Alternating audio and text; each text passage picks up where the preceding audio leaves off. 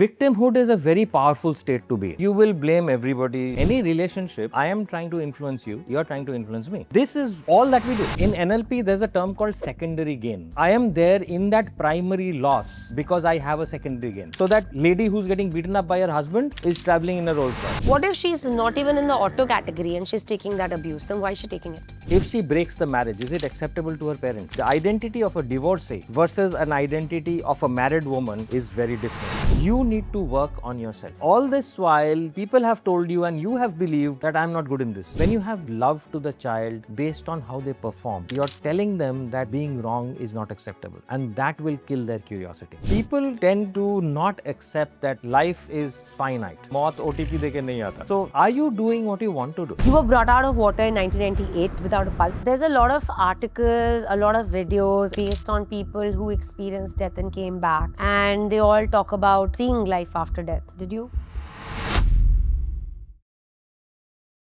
So tell me, sir, you have spent decades studying why people do what they do. I know you're a behavior analyst. I want to start somewhere unusual. I want to start with, what is the one behavior that you feel like you still haven't fully decoded? I have decoded it, but I don't understand it. Is why people continue to stay stuck despite knowing that it's not working for them. I think that's what amazes me rather than I have not been able to decode it. Yeah, you figured it out, but you still don't know why. Yeah, so why would somebody, keep themselves at a place which is not working for them? Or working against them. And working against them, and yet, they just refuse to move. Yeah, I think psychologists would, and as you know, they describe it as comfort over change, because change is difficult to accept. Comfort is where things are. So if you're in an abusive relationship, emotionally I mean, or you are in a job where you're miserable, or you're in a marriage where you're miserable, or you're in a situation in life which is completely working against you, but you choose to stay there because somewhere it's like comfortable. It's actually not comfortable, okay? It's that I am able to surmount these 4 bottles of pain, right? Right. So 4 bottles of pain I can deal with. Can I deal with 1 cup of pain, which is something completely different? So that I don't know. This I know. 4 bottles I've been dealing with for so long. Maybe 5 bottles, I don't know. Will I survive it or not? Yes. So when the 5th bottle comes in, right, that's when you'll take a decision that, okay, no, this is no longer working for me. But till the time it's 4 bottles, if you ask those people, are you comfortable? Of course, they're not comfortable. But they feel they can deal with it. So it's more of ability to deal rather than comfort. It's a threshold. It's a threshold. Yeah. So I'm able to take care of this amount of pain. Yeah. Till the threshold is not questioned, it's okay. I also feel like it becomes identity. You know how everybody has a sense of self, right? So, for example, you tell somebody we have to go for vaccination. Some will say, I'm really scared, I'm not good with needles. Some will say, yeah, my pain threshold is very good, I can take the needle, let's go get the vaccination. So the different responses is, human body is the same, skin is the same, your and my skin is not made of different textures or different fibers. It's exactly the same. It is a belief system. Correct. So your belief is you are against needles, my belief is I can take a needle. So I think it is that identity also of self. That identity of my identity can take 4 bottles. Maybe the identity can actually take 10. Maybe the identity doesn't even want 1. But it is that whole classification of what we put ourselves in, the boxes we put ourselves in, that I have the threshold of 4 bottles. This is my analysis with you. No, absolutely right. So in NLP, there's a term called secondary gain.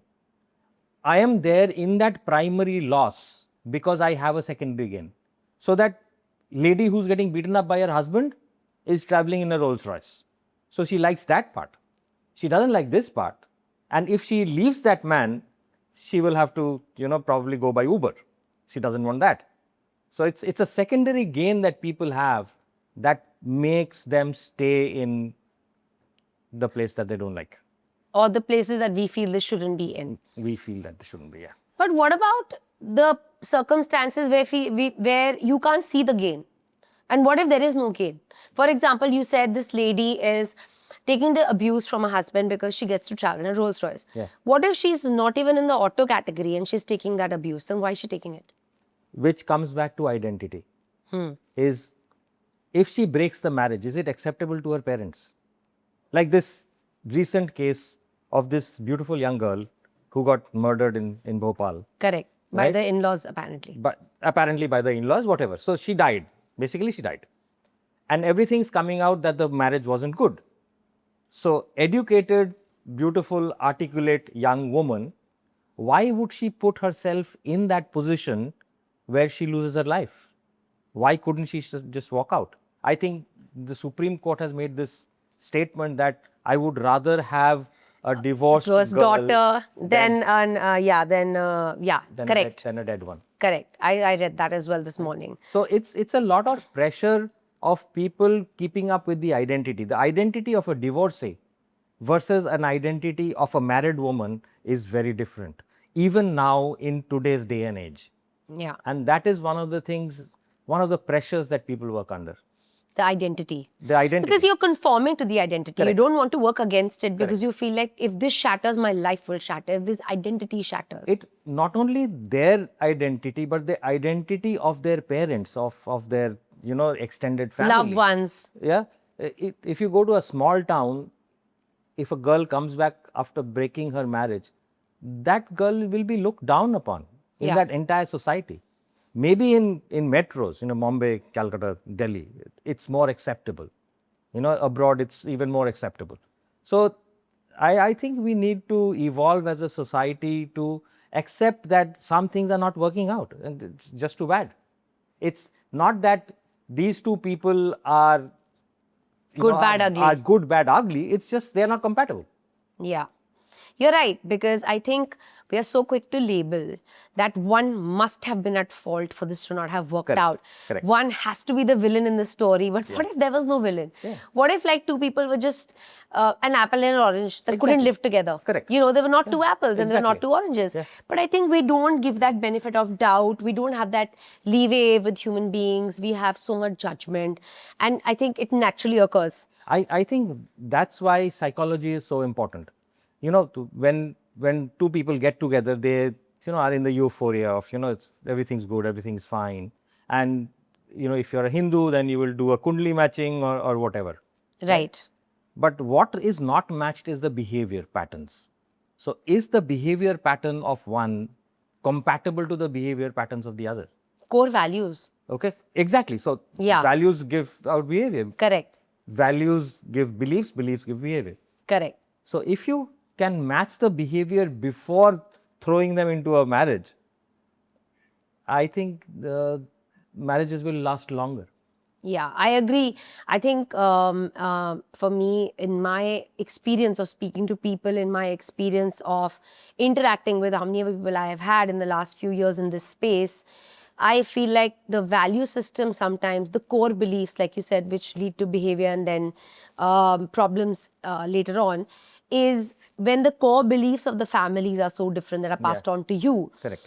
I'll give an example. I have a friend who's came from, married to a guy from a very sound background. Herself came from a very sound background. But she came from the core belief of money is just a tool. And got married to a guy who belief system was that there is no life without money. Now, such contrasting beliefs, so the money language didn't match. And they would argue and fight about money all the time. And it's like, oh, we should have thought about this before.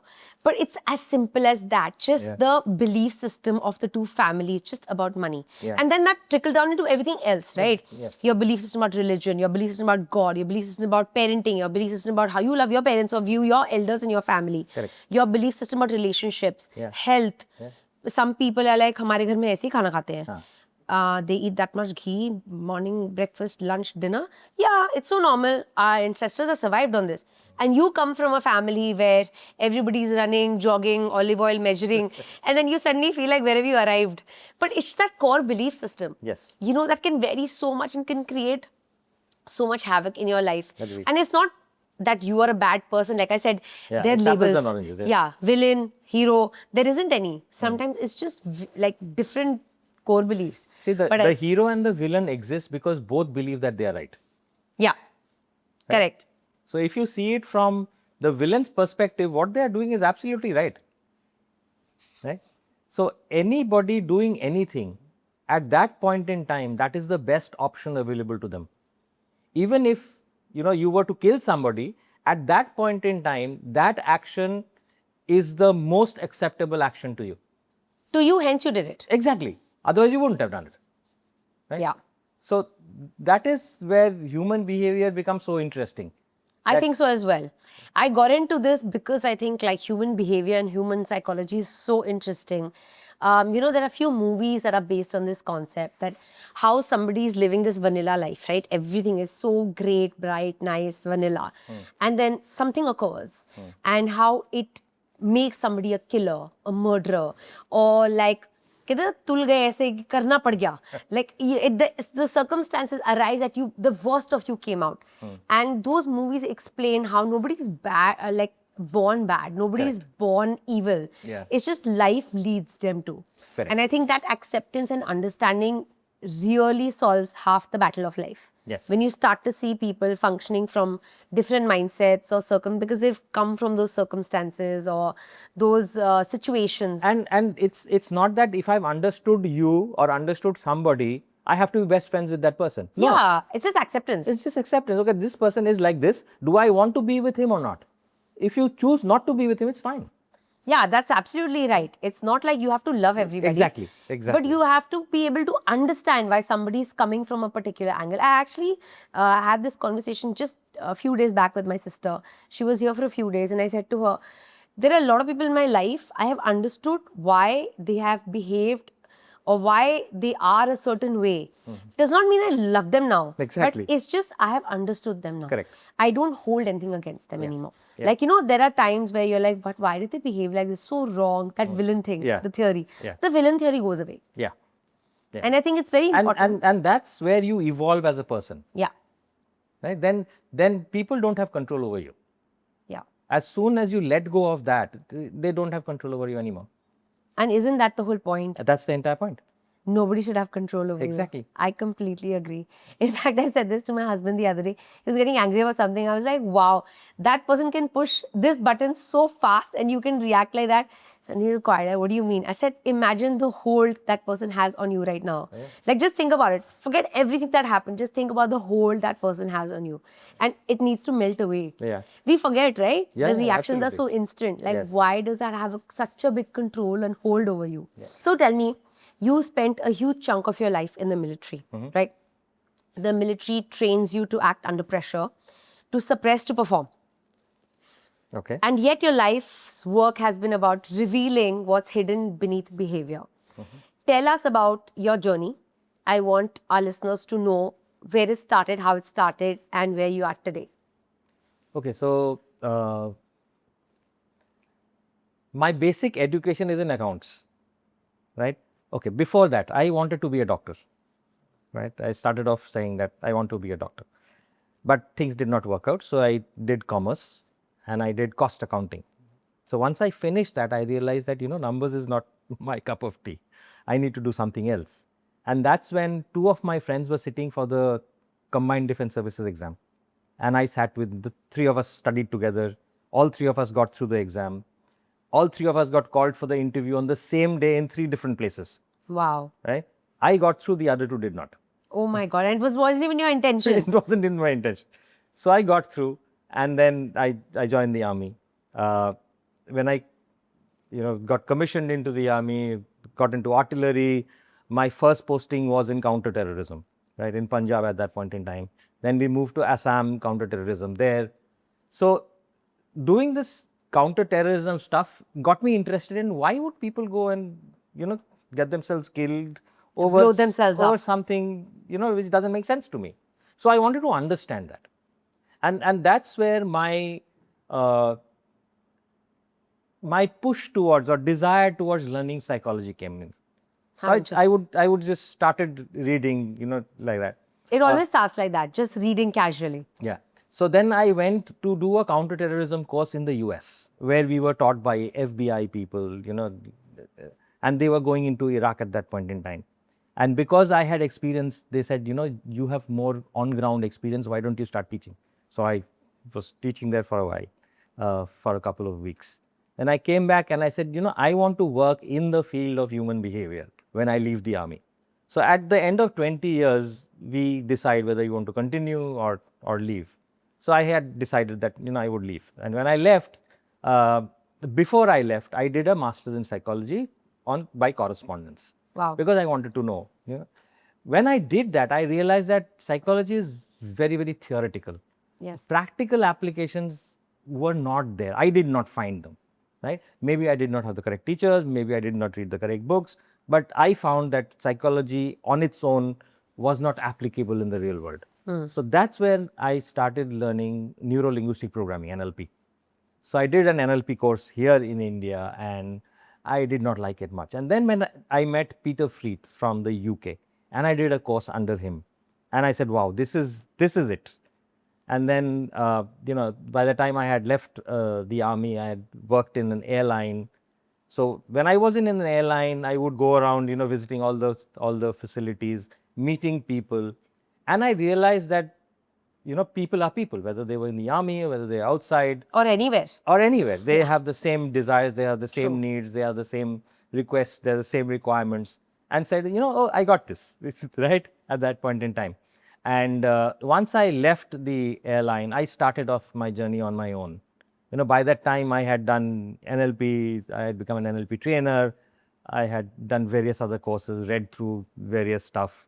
And that's where my journey began as a consultant, working with organizations, figuring out what their people problems are, how we can resolve them, how we can get people to work together better, and that would lead to greater productivity, more money, etc.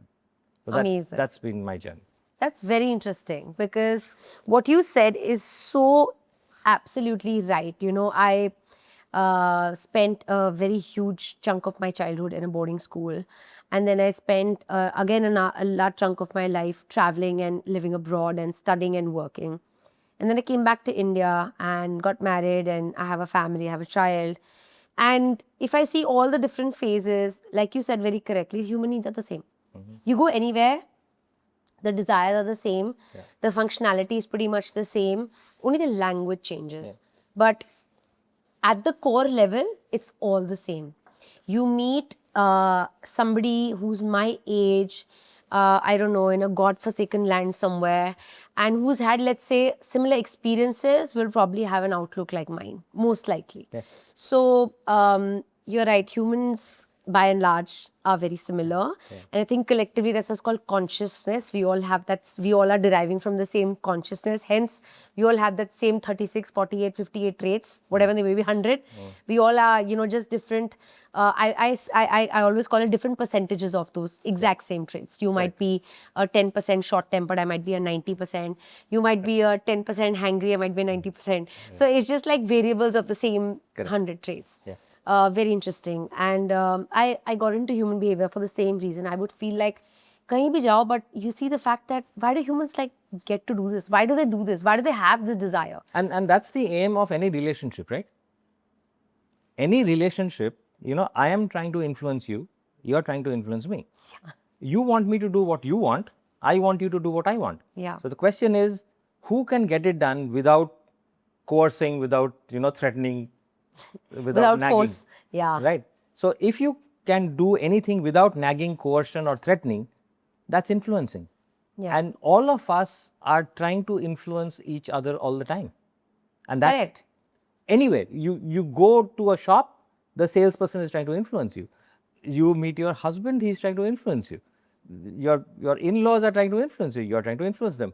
Your child is trying to influence you, you're trying to influence him or her, right? So this is all that we do. Yeah, you open your phone, everyone's trying to convince you, right? Influence you. Right. So this is the basics of human existence.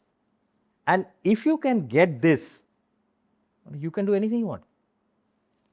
Because the beauty lies in how you influence. Exactly. You describe behavior as predictably irrational, driven by safety, lack, and path of least resistance. Correct. Which of these three forces has most quietly run your own life without your permission? Okay, that's an interesting question. Uh, so I would say, so I have taken hard decisions. So that means that I am not looking for convenience, right? Let me go over it through process of elimination. Safety, no, I have run into flying bullets, right? So that's not. So probably it's my needs which have propelled my existence most of the time. So safety, needs, and convenience. I think for me, needs. Interesting that you had to break it down. I love Yes. that. That is the most human thing to do. You know how people answer without thinking? I like that you broke it down for yourself and thought about it, because I think a lot of us, like we spoke about identity, right? We're so convinced of the even false identities we hold about ourselves. There are people I've seen who are dishonest. They'll say, you know, I'm a very honest person. I'll just tell you how it is. And you just know they're not. Then they'll say, I'm very punctual, but they always arrive late everywhere. And then you're thinking, what kind of false reality are you living in? But then there are people always convinced of these false identities. So I love that you thought through it. That's because most of these people, they are living in a distorted version of reality for themselves. And they think that's the truth. People who are observers of their life know that it's not. But when they are inside, that's what they see. So if you question that, they say, you know, what the hell are you talking about? So it's just that the distortion becomes so powerful that they are unable to see what reality is.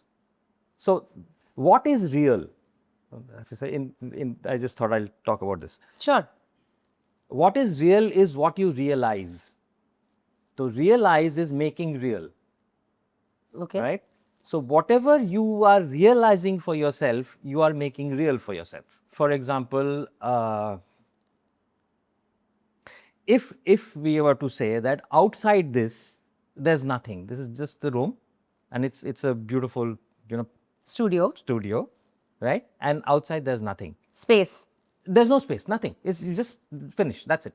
That's what I'm saying. In space. I mean to say like space. No, there's a building with just this room. There is no open space outside. There is no Okay. construction going on. Nothing. Yeah. Right? Can you believe it? No. Because you've been there. Correct. But let us say I was brought in here blindfolded. You would think there's nothing else. I would You say could believe it. I wouldn't believe it. So what is real is what I make myself realize. So it's got nothing to do with you. It's got nothing to do with external pressures. It's what I decide is real for me. Hence, everyone's reality can differ. Will differ. Yeah, I mean, I would. If you talk to your sister, same event will be perceived differently by you and differently by her. 100%. I believe that anyway. Everyone sees it differently. Correct. Yeah. And that's because of the limitations of our senses. Right? We can see only a certain spectrum. We can only hear a certain spectrum. We can feel a certain temperature only. We can feel temperatures between -5 and 45 degrees centigrade. Beyond that, we feel it as pain. So whether you put an ice which is less than -5 or a burning ember which is more than 45, your skin will feel it the same way. Pain. It will feel it as pain. It will not sense the temperature. Yeah, become numb to it. Right? So we are bound by such things. Other than that, there is only a small RAM space in our head which is working. For example, as of now, if I ask you, what is the sensation you feel at the bottom of your left thigh, now you're thinking of it. Yeah. Yeah, because all this while you were focusing on a conversation, you're focusing on the temperature, on the hum of the electricity, of everything else. But that you were not focusing on. Did it exist? Yes. But did you feel it? No. Because of this space that is there in our heads, we only focus it on things that we want to focus it on. Correct, at any given point in time. And your focus and my focus may be different, and therefore we'll perceive it differently. Yeah, I read a very interesting experiment where two people are having a conversation and one doesn't see the mug on the table in the entire conversation. And one person says, the mug was so disturbing that I kept losing my trail of thought. And the second person said, there was no mug. So, like you said, the reality shifted. There was a mug, Yeah. but it's just that that person who was having the conversation, who was so lost in the conversation, didn't even see the mug. Yes. So his reality, there was no mug. Yes. And the other person said, every time I was telling the story, my eyes kept going on the mug and I forgot the story and it was so disturbing.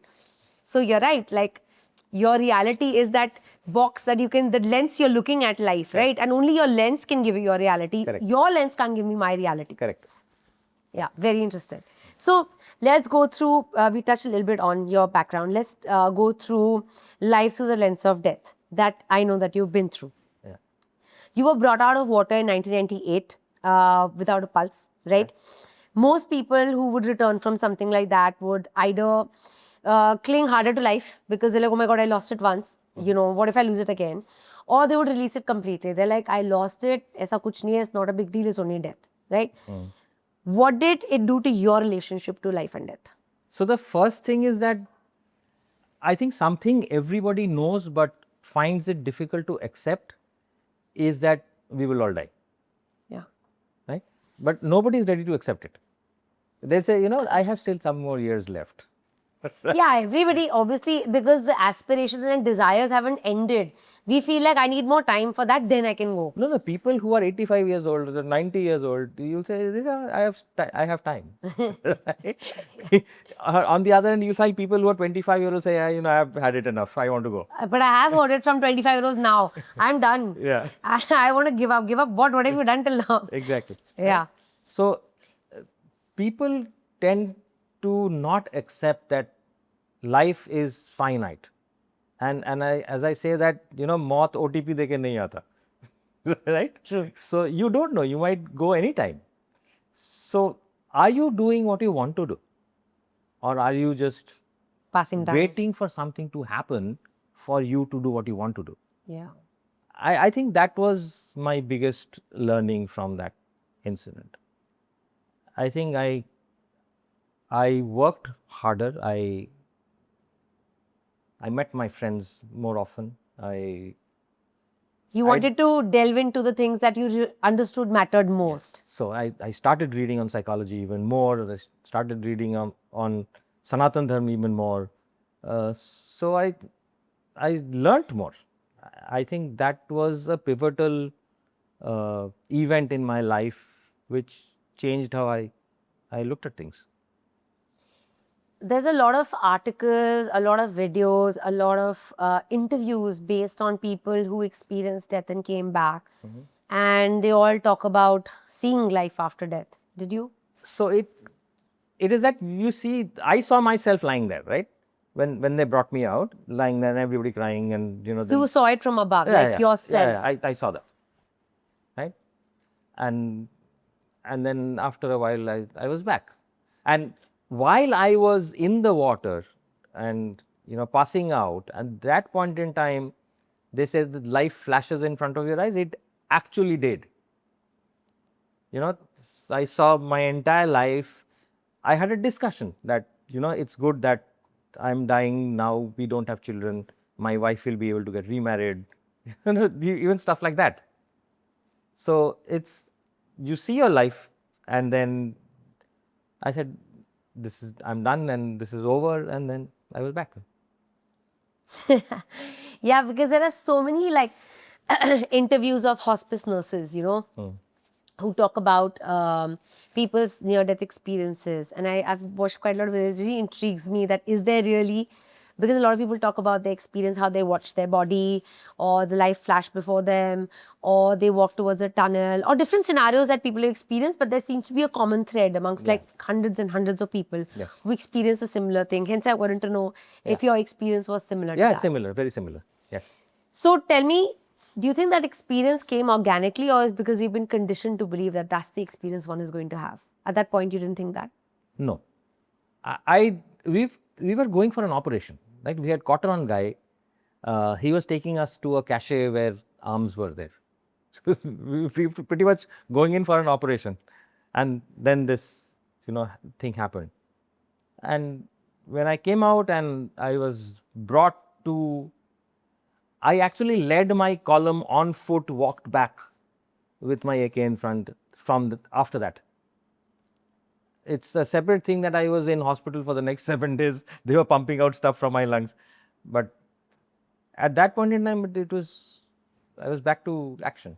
So after that experience, you say that, your interest shifted from achievements to patterns of living. So I was always interested.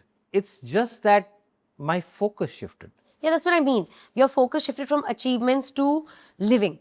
Like you wanted to experience more life. You wanted to read more. You wanted to do things that you enjoy. I wanted to learn more. Yes. Yeah, learn more and enjoy. That's what I meant. Like, do things that you enjoy. So, if learning is enjoyment for you, for a lot of people, it's not, it's punishment. Yes. But, like, for me, I like learning, I like reading. But I know people who think reading, oh my God, why would you read for fun?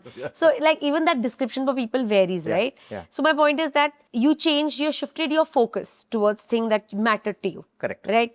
What's the difference in your view between a person who is living and a person who is merely just functioning? And how often do we mistake one for the other? So to answer that question, I have to first describe what living means and what functioning means. Correct. Okay. So functioning is you're waking up in the morning, doing whatever you do, and going back to sleep. Right. Living to me is enjoying what you do and impacting people. If you are not impacting others, then what are you doing? Because man is a social animal, right? We have people around us who we can influence, who we can impact, who we can help become better, right? If we are not doing that, what is our contribution? Because ultimately you are here to do something, contribute and leave. Correct. We all are here to contribute and leave. Everybody, right? So if you are not contributing and you say, I am waking up in the morning, going to office, coming back, abusing my boss, going to sleep, doing it day in, day out, on Friday night going out getting drunk, on Saturday, Sunday sleeping, Monday going back to the same office, what are you doing with your life? Toxic. You'll soon realize that after 5 years or 10 years that you wasted your time. And you'll be depressed. And then you will blame everybody, your parents, your wife, your boss, everybody, and say that they are to blame. Oh God. Or God, yeah. It wasn't fair. Yeah. What I was given. Yeah, it leads to depression. It leads to being miserable. It leads to victimhood. Yeah. Because So victimhood, the problem with victimhood is a very powerful state to be in. So if I am a victim and you've done me bad, whose responsibility is it to change? yours. No. If I'm a victim, it's yours. So victim is the most powerful state because everybody else has to make a change. Correct. So how powerful is that? I don't have to do anything. I'll just remain in this space and everybody else has to change. The problem is they realize too late that nobody is going to change. Yeah. And if I have to change something, I have to do it myself. Also, I read a very interesting story, and the conclusion is similar to this, what we're talking about. The conclusion is the guy goes, he's sitting with God, and in the end, God says, you spent so much time focusing on how people should do right by you. Did you not realize everybody was focused on themselves? So you forgot to focus on yourself.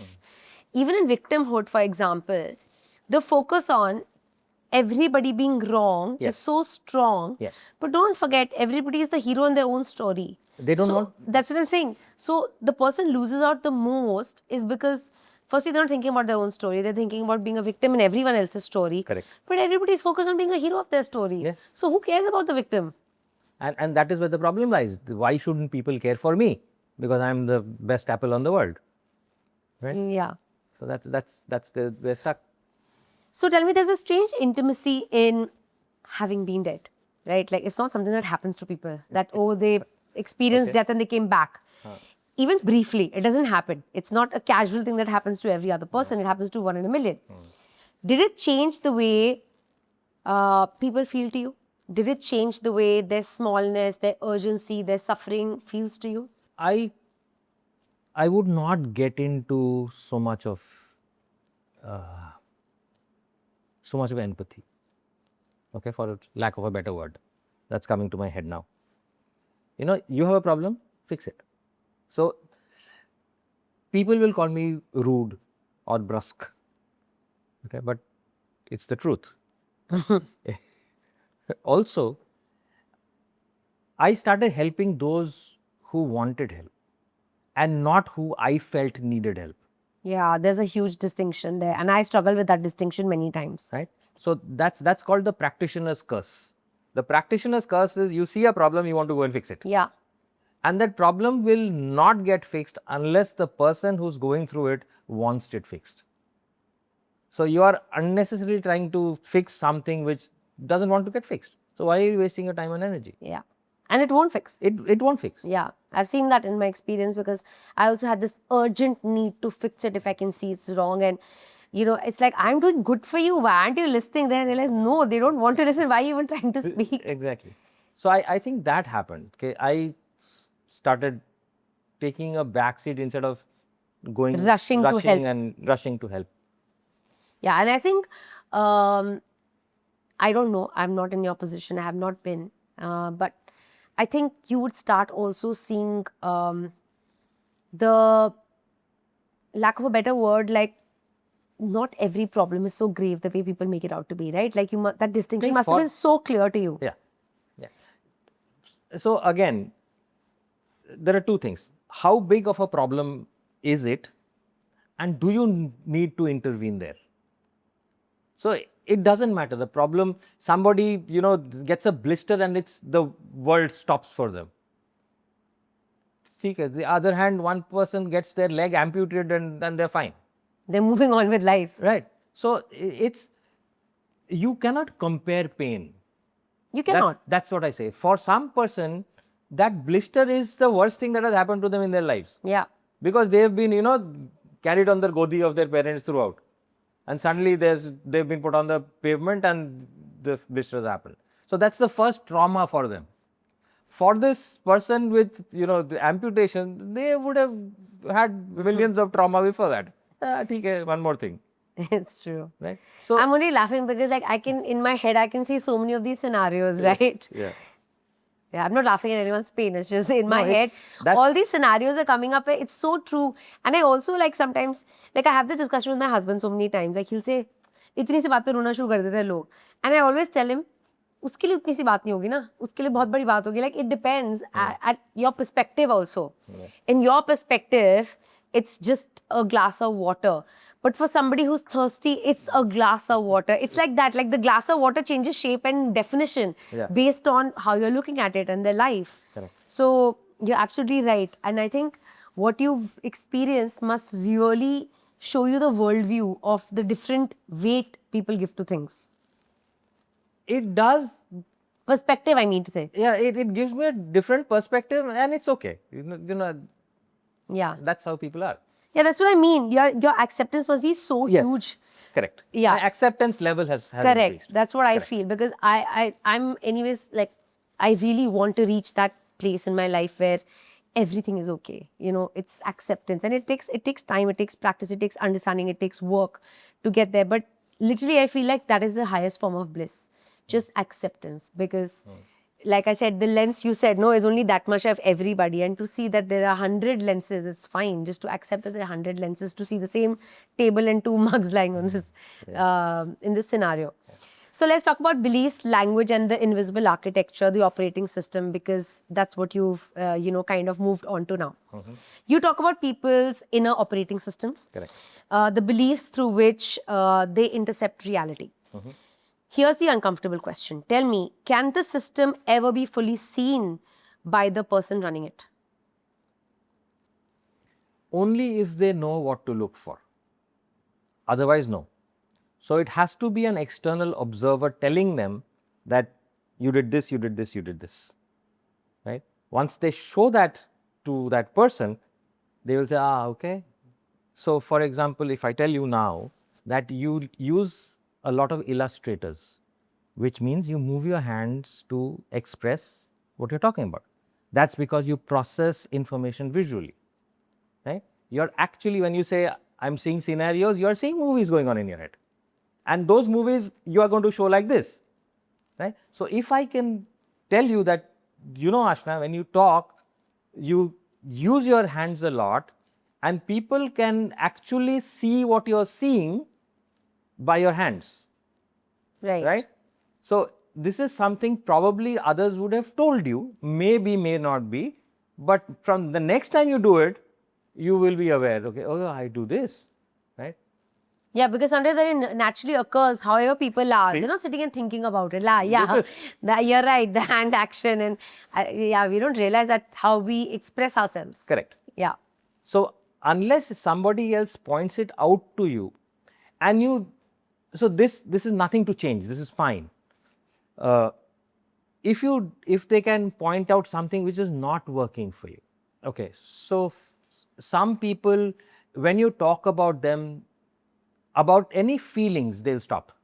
If you ask them how they feel, they will divert the conversation.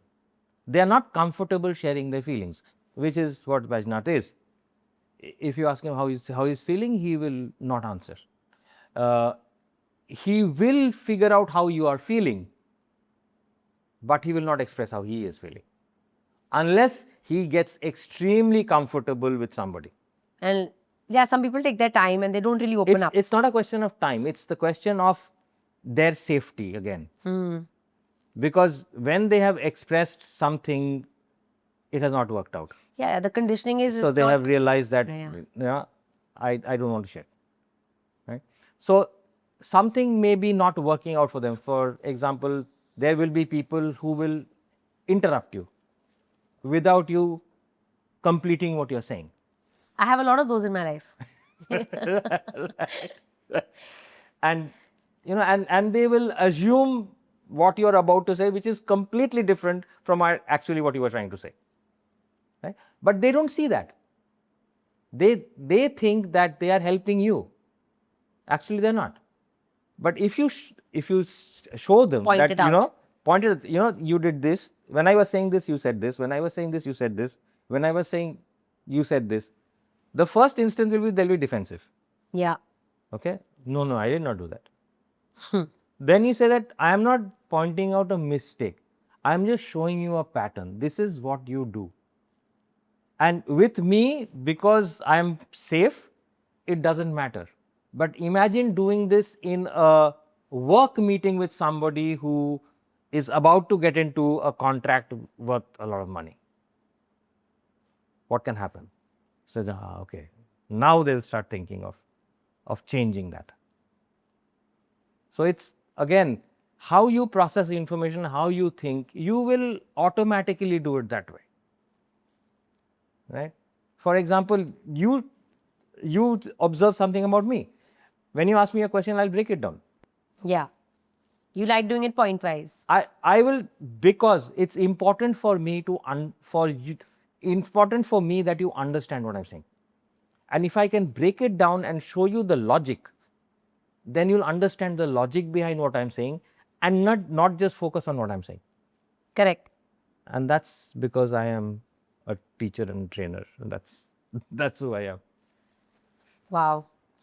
So your work in psycholinguistics says language is not just expression, it's evidence. Yes. Right?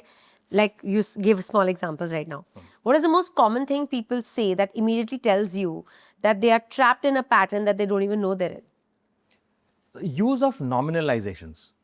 Okay, so what is a nominalization? A nominalization when a verb is converted into a noun. For example, I am looking for love. Now, love is a verb. I love you. I love my wife. I love my son. Right? Yeah. I am looking for love. What are you looking for? You are looking for somebody to love you. Correct. You're not looking for love. Correct. You are looking for somebody to love you. But when you say I'm looking for somebody, responsibility lies with whom? You. When you say I'm looking for love, responsibility... Love has to find you. Correct. So again, when you are using a nominalization, you are not taking responsibility. And it will not happen. So use of nominalizations, so the book, gives that in detail. If you can figure out, okay, this is a nominalization, this is a nominalization, this is a nominalization, you know that this person is stuck and not taking responsibility. And I think in the end, if you don't take responsibility and don't make something your priority, it's not going to happen for you anyway. It won't happen. In life. No, it won't. Even leaving linguistics aside, Yeah. if you, let's say you don't even want to get into that and it's a tough field, just to understand the fact that if somebody's not taking responsibility of what they want to change, that thing can't change. No. I just have a basic understanding of this. Absolutely right. You're right. Yeah, I feel like It won't happen. somebody can talk about, let's say they say, यार मैं बहुत try किया पता है मेरे को job ही नहीं मिल रही थी. Okay, try it. Okay, try to pick that cup up. Yeah. No, you picked it up. Put it down. Oh. Try to pick it up. So try, the word try is a loop which starts before the action and finishes before the action. Yeah, because I didn't understand what try meant in this instance. So anybody who uses try is not ready to accept the failure if it doesn't happen. So if you call me for dinner and I say I'll try to come, it means I'll not come. You're right. Most people when they say try, they're actually saying no very politely. Correct. Yeah. So if somebody says, you tell somebody, one of your staff, that do this, and they say I'll try to do it, you say no, please do it. I don't want trying. My husband says try the most. Yeah, so he doesn't want to do it. I'm going to have a conversation today after this. Are all the tries no disguised as tries? Yeah. Oh, that's hilarious. But it's actually very true. Yeah. A lot of times it's also like being polite. You know, you say, did you read my text? I didn't get time, but I'll try and get back to you very quickly. The That try and get back means you had the time, you didn't prioritize it, you didn't want to reply to the email or the message or the task I gave you. Even people who work for you. Ma'am, I really tried, I couldn't do it. What does that even mean? Either you did it or you didn't do it. What is it tried? Correct. I actually sometimes ask, what does it try? Means you're sitting on the laptop and doing this and it didn't happen? Like, explain tried. Because there are times at 1 o'clock I'm sitting and doing some work. And if I have promised somebody that tomorrow 9 a.m. when I get on a call with you, I'll send this to you. I'm somebody who makes sure that if I've given a word, I will act on it. It's 1 o'clock, 2 o'clock, I'm tired, I'm dead, I'll do it. I come up from a party and I'll do it. But most people accuse me, I tried last night, just didn't find the time. In my head, I'm like, excuses. Yeah, so basically, you're not a priority. They're just telling you that. That's what I'm saying. Right? I don't think people realize that it's excuse making. The word try is just excuse making. It's just that they don't realize that you're seeing through it. Or even they are seeing through it. How about the fact that they've also not seen through it? No, they see through it. That's why they're using it in the first place. Right? Sometimes I think people are oblivious to their own actions also. Sir, not everyone is actually even aware of how they're living. They're just living and then they're like, hey, my life nahi ho rahi, kuch acha nahi ho raha. Pata hi nahi life ji kaise rahe. It also happens. And I'm not laughing or mocking anyone. I've been there. I've been at that stage where I was like, why is my life not working out? I had no idea why it's not working out. Because I didn't look at how I'm living it. So I think many people I've been there, hence I'm saying, I'm not mocking anyone. People can be in their stage where they don't know they're miserable because they made it miserable. They actually still think that externally everything is made it miserable. So the point is that they don't know where they're going. Some of the people are doing things because they don't want to do something else. So it's an away from motivation. Okay. If you ask somebody that what do you don't want to eat, they will say I don't want Chinese, I don't want this, I want this. What do you want to eat? ठीक है देखो दे क्या होता है. You know, they will not be able to commit as to what they want, and that's because they are so conditioned to look at what they don't want that they've forgotten how to look at what they want. But it's so true. You ask someone, like you ask your family members, right, when you're giving the dinner menu, what do you want to eat? Anything.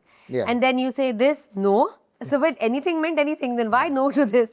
Then actually the question is, I'm thinking you don't want this. No, I don't want. Now I have to think of the fourth thing that will be accepted. Yes. You're right. Everybody's sure of what they don't want. Yeah. But not sure of what they want. Yes. And because they don't know what they want, they don't know where to go. And that's you're saying conditioning of life. It's conditioning of life. That's what they've learned. But that's sad, no? That's not conditioning of life. Yes. Conditioning of their experiences that, you know, no carries the veto. No carries power. Right? Do you want this? No. I have power. Hey, you don't have power. Right? If you tell me what you want, you'll get it faster. It's true. Right? Or you ask the universe, you'll get it faster. Or you ask yourself, you'll get it faster. Because you'll work towards it. Then you know exactly what you want. There are some people who will sit on Swiggy and Zomato and keep scrolling because they don't know what they want. They are unable to take a decision. and they'll ask, okay, why don't you order? And you order and they'll find 40 nuxes in that. That's true. Yeah, अरे यार कहाँ से मंगा दिया, Chinese उधर से नहीं मंगाना था, उधर से मंगाना था. They'll tell you all that. It's also easier to criticize, no, than do the hard work. I mean, that's just life. There are people that who are there to give the gyan, but they don't actually do the work because it's so much harder to do the work. It's so easier to say, you made black coffee. Who drinks black coffee? At least put milk and sugar in it. But when I asked you what you wanted to drink, you said anything. So then now why is black coffee the enemy? Yeah. So it's, for example, I'm just saying, it's just easier to criticize. It's easier to put down somebody else to feel superior. Yes. Than to do the hard work. So when people feel good about themselves by putting down somebody else, you can imagine what their default state is. Their default state is very low. Their self-esteem is very, very poor, which is why they only feel good about themselves when they put others down. So sad. And if you put one person like that as a manager, that entire team will go for a toss. Yeah, it's doomed. Yeah. Yeah, because there's no uplifting. Yes. And you need to uplift people for an organization to move forward or for anything to move forward. Yeah. A family to move forward, organization to move forward, a friend circle to move forward. You need people who take it forward. Absolutely. If you're going to just bring it down, the energy down, everything down. Yeah, then people will stop trying. You work with leadership teams, organizations. I know that you work with a lot of intelligent, well-intentioned people. Consistently making collective decisions. What is actually happening beneath the table? So I work in the US, in the Middle East, in India. I started working in Australia as well. And I find this everywhere. It's the group of people that matter. If the group of people are comfortable in their own skins, then that organization really moves forward. But if there's somebody who has low self-esteem, they drag the company down. Now, let us say a decision has to be made, right?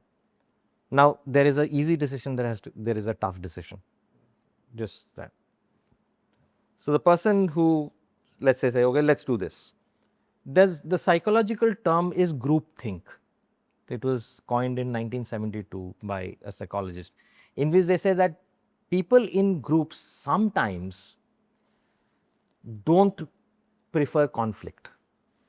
Okay. And therefore, to not have conflict, they agree to somebody. Yeah, I can picture that scenario. Right? So this is what happens. They think that they are all agreeing to it, but it's that lack of dissent which is taking the organization to consistently making wrong decision after wrong decision after wrong decision. It's just because they don't want conflict. And unfortunately, the word conflict has a negative connotation. We think conflict is bad. But I don't think it is. But without conflict, you cannot grow. Completely agree. I completely agree.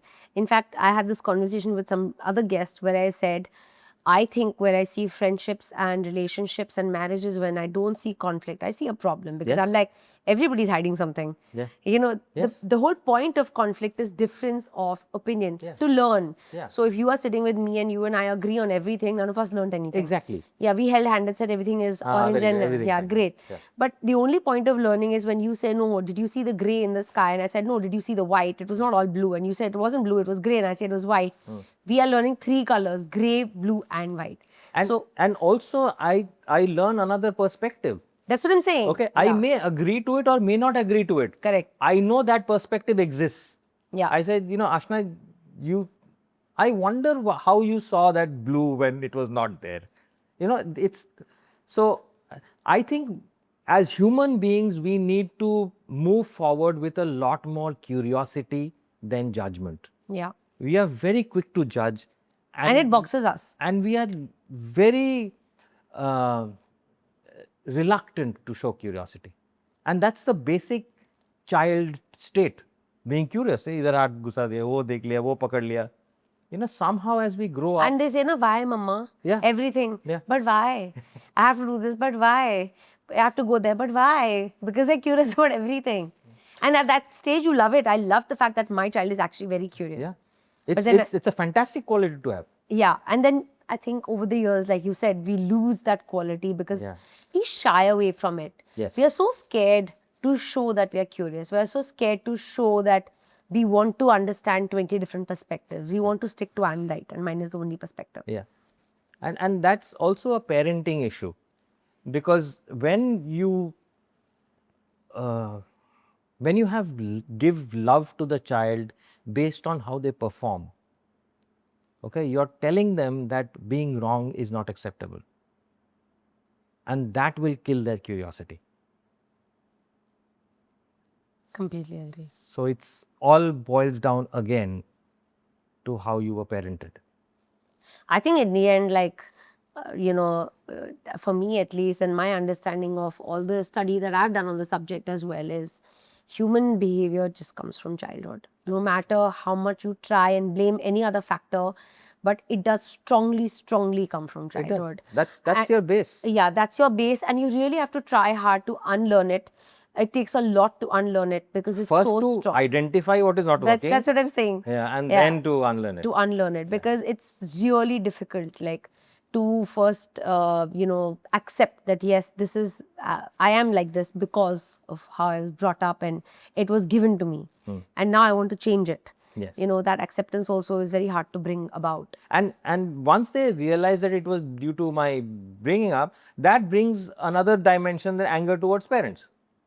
No, but I don't go into that because I feel like it's like, for example, I have a cup and a water and I have two bottles lying with me. I can offer you one, I can have one. Ab mere paas hai hi do. How do I offer the cameraman? If there are 3 cameramen, how do I offer them 3 bottles? I don't have. So I put that in perspective, that your parents or anyone's parents offered you the tools they had. They don't see that. People don't see that. People don't see how people are. They see how people should have been. Or I want should have been. I want should have been, right? So that's the criteria on which you are measuring people. That you should have been 6 feet tall and so many kilos. Bhaiya hai nahi, abhi kya kare? It's true. So you mentioned about Sanatan Dharma, right? That you got into it. Tell me, from Sanatan Dharma alongside neuroscience and linguistics, what is your basic inspiration or learning that you've drawn? Because these are separate draws, they all are separate thought processes. So what is the one common factor that you derive from all of them together? Actually, everybody saying the same thing. If you read other religions as well, and I'm not talking about the rituals and the various stuff, right? The core philosophy of everything is you need to work on yourself. Everybody saying the same thing. Atman. You need to work on yourself, right? You are born pure. You are, there's no difference between what is inside you and the concept of God or the power. Or Yeah, whatever. 2 babies born identical at that point. Right. Not like one was born evil and one is born good. And then you're conditioned by parents, by circumstances, this, that. Environment. And then for the rest of your life, you're unlearning that conditioning. So where are you going back? You're going back to what you were. Like a 0.0. Right? You're going back to 0.0, saying that I am limitless, I can do anything I want. And all this while, people have told you and you have believed that I'm not good in this, or I'm not good in that. Or limited beliefs. Or all these limited beliefs you have gathered along the way, which at one point in time you start throwing out. And once you throw out everything that you have learned which are limiting you, you will become limitless. And that's what psychology tells you, that's what Sanatan tells you, that's what everything tells you. So there are different ways of getting to it, but if you study everything, you'll realize that they're all saying the same thing. I can agree. I think they are all saying the same thing. It is about not being instead of being. Yeah. How not to be. And take action. Everything is about taking action. And that's where we go wrong. We expect things to happen on their own. Yeah, this is the design of human being. So, tell me the gap between knowing and actually shifting. Okay, let's talk about that. Change, like you said, action. So action is change, or you have to take an action to change something. Correct. Or you're not happy with or you're unhappy with. You specifically distinguish between understanding behavior intellectually and actually changing it, right? That gap, most people live their entire lives in that gap only. What do you think is truly keeping them there? So there are two criteria which have to be met for any change to happen. Okay. The first is they have to be uncomfortable with the status quo. Whatever is happening, I am no longer okay with it, and therefore I want to change. And the second is that change, I am capable of undergoing that change. So if these two criteria are met, they will change. If these two criteria are not met, they will not change. Give example. Okay, so for example, again talk to that bad marriage, right? Simplest example. Is status quo too bad for them? Are they okay with that 4 bottles of pain? If they are, they won't change. But if they are getting beaten up every night, like or their husband is drinking every day and sleeping and not doing anything, now they will escalate that this is no longer acceptable to me. I have to do something about it, because status quo is no longer acceptable. All this while, he was my peon, I loved him, I'm letting it slide. The day you will stop letting it slide means the status quo is not acceptable to you. And secondly is this change possible? Can you actually throw him out and get somebody else to do that job which is there? So these two criteria met, you will take action. These two criteria not met, you will not take action. Agreed. Yeah, I think it's pretty logical, even though we may not apply this logic in our lives, but actually it boils So down to any place where change is not happening, if you go and figure out what is right, what is the status quo, is it acceptable to the person or not acceptable to the person? If the person says I'm okay with this, don't ram your head there. They are not going to change. and they don't want it. They may say, yeah. like a lot of things people say, but they don't actually mean it. Like, for example, somebody says, I really want to move to the West and start working. And then you see for the last 7 years, they're here only in the same job. And you're thinking, puri duniya idhar se udhar ho gayi, tum idhar hi ho, like what happened? You didn't go, it hasn't worked out. And then you think they didn't want to. Yeah. Because if they wanted to, I mean, it's not the end of the world, you can do it. Yeah. Everything is doable unless it really, really didn't work out. Like, matlab, really didn't work out. If you want something hard enough, you will make it happen. That's what I mean to say. Like, I'm saying, chalo, for example, this person's first dad passed away, then grandma passed away, then the house was in loan. I'm saying so many scenarios, this is a 1 in a million case, so many scenarios came up in life that, let's say, that dream wasn't, possible or had to take a backseat. But otherwise, if somebody decides something, they can do it. Exactly. Mostly it's excuses is what I'm saying. Yeah. Yeah, so this, actually, I remember in this case, I'm like, 7 years ho gaya, tab se main yahi sun rahi hu, I want to go. Go then. Everybody's going, whoever wanted to go, why are you still here? Yeah. Excuses are enough in the world that I was not able to go and whatever. But I'm saying, in a million cases, yes, sometimes people are given such circumstances that life changes in a way where they didn't expect it to. Health issue. Sometimes somebody goes through a major health, you don't know, it's not in their control, life is not in their control anymore. Yeah. So, I mean, things can change sometimes, but not always. I mean, decisions, like you said, if you want it bad enough, it'll happen, you'll get it. Yeah. Now, in your experience as a behavior analyst, what is the change that people mostly ask for? And what is the change that they actually need? So, when people come to you with a problem, they come with a solution. They come with the problem and the solution. Yes. And they want you to fit that solution into that problem. Why they are unable to do it is because it's not the problem which fits the solution. But they still want you to do it because that is the only solution they want. And that's where, all therapists, counselors, coaches need to be clear about is when a person comes with a problem, please ask them what is the solution that you want to that. And now you will realize is that why it's not working out for them, because they want only that solution. So, for example, a person is working very hard. They want to head their particular vertical, right? In their job. In their job. They want to head their particular vertical. Let's say HR. The person has been in HR, they want to be the HR lead, right? Somehow that is not happening to them. The organization has reached out to them and say that we are willing to sidestep you on a lateral move in which you will get that same level, but it will not be in HR. Come and take it. They will say, no, I want just that. I want that only. And if you don't give me that, I will leave. Right. Okay. Similarly, fight between a husband and a wife. Right? Now, wife wants the husband to go and buy, let's say, jewelry and bring, right? A specific type of jewelry, some gold, jhumka, whatever. Now, husband goes and buys more expensive stuff, maybe a diamond. Some, right?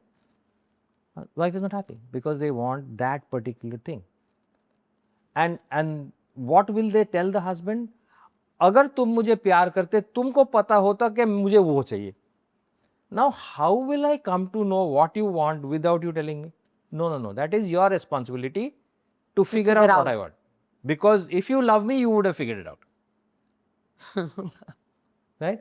And that's so bizarre, and people actually do believe it. Yeah, people live like that. You should have figured it out. And this is something you would be probably teaching your child, that everybody thinks differently. Yeah. So whatever you think is not what I think, is not what your father thinks, is not what everybody else thinks. I also tell him, you ask for what you want. Nobody is going to dream of it. See, that's good parenting. But unfortunately, you will find all these people will say that तुमको पता होना चाहिए कि today is Saturday, I want a whiskey and not a vodka. So that's where the problem lies. You expect other people to read your mind. So let's talk about what you said, relationships and hidden negotiations, right? Because a lot of it is we say and a lot of it is unsaid and supposed to be understood without saying.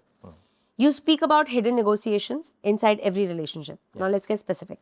What is a negotiation happening in almost every relationship that almost nobody is talking about consciously? Influencing them to do what you want them to do. Everybody is doing that to everybody else. In any relationship, whether it's a subordinate or a superior, whether it's two peers, whether it's two friends, whether it's spouses, whether it's a parent and child, whether it's a person with his in-laws, anybody. We are all attempting to influence the other person to behave the way we want them to behave. Right? Even politicians, and politicians of different countries. You want the President of America to behave in a certain way. Bhaiya, who are you? Right? So, in any relationship, we want people to behave in a certain way. Correct. Right? And they want the same. So, the question is who wins? Right? The person who is most flexible wins. The person who understands human behavior wins. The person who can influence you and show you why this decision is good for you wins. Which means that you should be open to having conversations. People just give directives. Directives are not conversations. Conversations are when you say, I want this, and this is the logic behind this. If we do this, this is what we will gain. You're able to explain the choice you're giving. Yes. Also, I feel like the person who wins, like you explained, according to you, the person who wins, I feel like the person who is sure of their choice wins, because most people are also unsure. Like, if I ask you, most people, if I ask, are you okay with the light in the room or do you think there should be more? Yeah, I'm okay. You check. Ask the cameraman. So nobody actually knows, right? And nobody wants to even take that decision कि कल को मेरा frame अच्छा नहीं आया, video अच्छा नहीं आया, मैंने decision दिया था light का कम का ज़्यादा का. So that onus of the result also most people don't want. Now, let's say I'm a very self-assured person. So I'll say, just make sure this light is on 30 and this is on 60 and this is on 50. That is because you understand. No. I'm giving an example. Yeah. It's just an example of life. And I'll say this and I'll say, sir, are you okay with that? You'll see the confidence I had in saying 30, 40, 70, whether I was talking rubbish. Yes. You'll say, go with what she's saying. Yeah.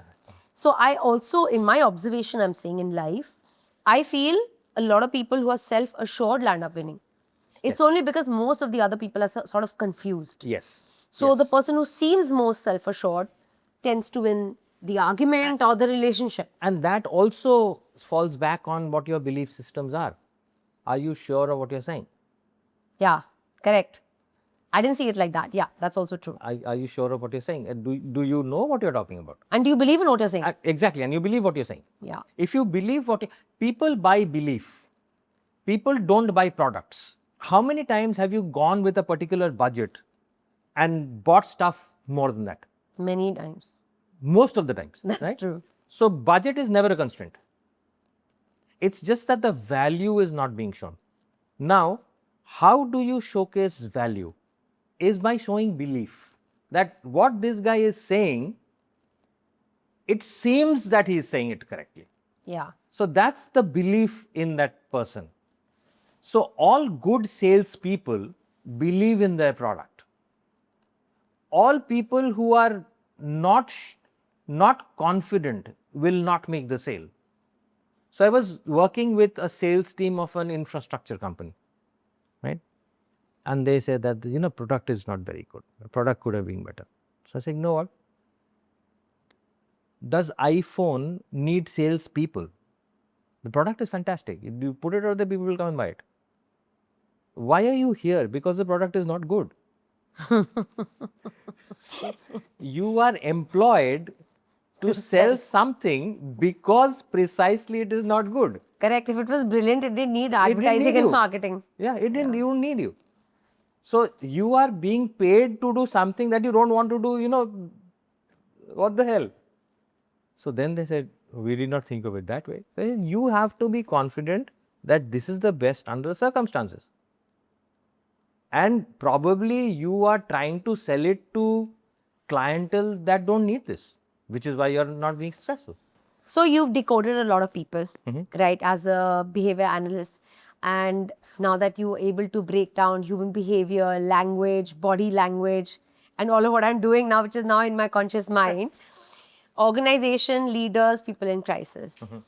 If I give you a single hour with your 20-year-old self, not to advise him, but just to observe him and as a behavior analyst, what pattern would you see most clearly about yourself? And what would you want to intervene and change to your 20-year-old self?